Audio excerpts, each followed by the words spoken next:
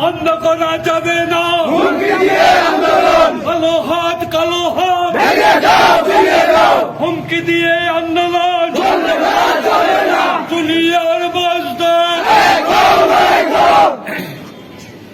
সংগ্রামী বন্ধুগণ, ইজিবাইক সংগ্রাম পরিষদ ফরিদগঞ্জ উপজেলা শাখা কর্তৃক আয়োজিত আজকে আমাদের এই সমাবেশ প্রতিবাদ মিছিলে উপস্থিত আছেন আমাদের কিছু অতিথি আপনাদের সামনে এসেছেন।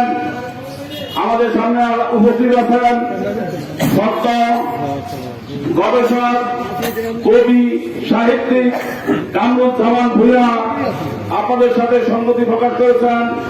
উপস্থিত আছেন বাংলাদেশের সমাজতান্ত্রিক দল বাসদ সমাজতান্ত্রিক শ্রমিক ফ্রন্টের কেন্দ্রীয় সহসভাপতি কমরেড আব্দুল রাজ্জাক আপনাদের সামনে বক্তব্য রেখেছেন।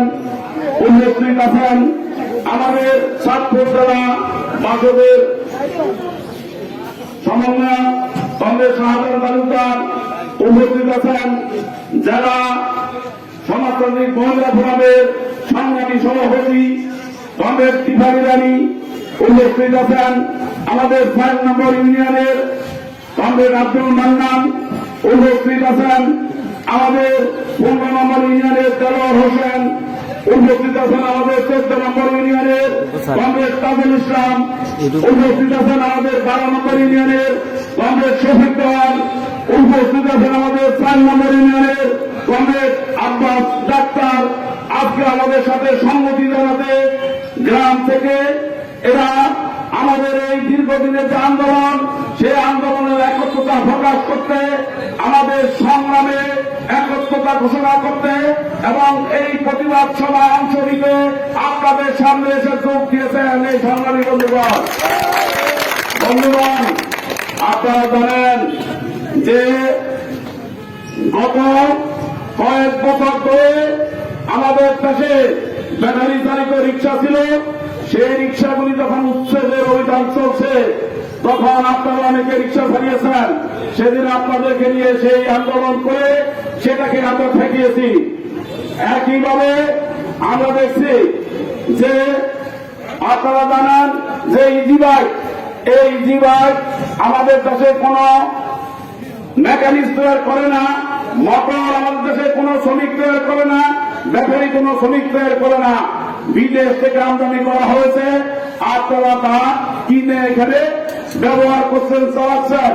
আমরা দেখছি আমাদের দেশে প্রতি বছর প্রতি ঘরে ঘরে যুবক কৃষক থেকে যৌবনে পাওয়া যায় এরকম অনেক বন্ধুরা বের হন।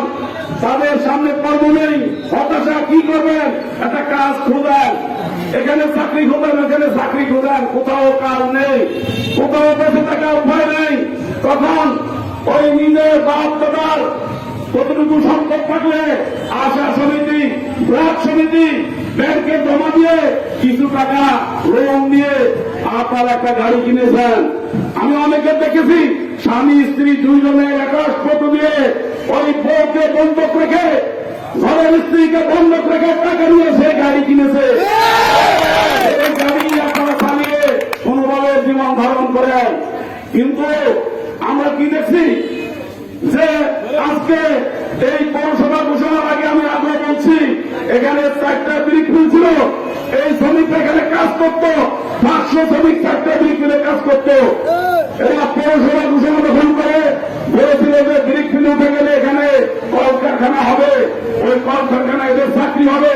কোথাও আমাদের কলকারখানা, কোথাও কোথাও কাজের টাকা, কোথাও কিছু দিলেন না। আজকে শ্রমিকরা যখন রাস্তায় নেমেছে একটি গাড়ি নিয়ে, তখন আপনারা কি করলেন? আমাদের তো অবৈধ ঘোষণা করে দিলেন। অবৈধ কি জন্য? আমরা যে ব্যাটারি চালিত গাড়ি চলবে না। আমরা কি দেখছি ঢাকা শহরে, খুলনা শহরে যেগুলি আপনারা গাড়ি ভাঙতেছেন, আমরা আমার চোখের সামনে যখন দেখি তখন কয়েকটা সেখানে আমাদের প্রতিবাদের ঝড় উঠে, আমাদের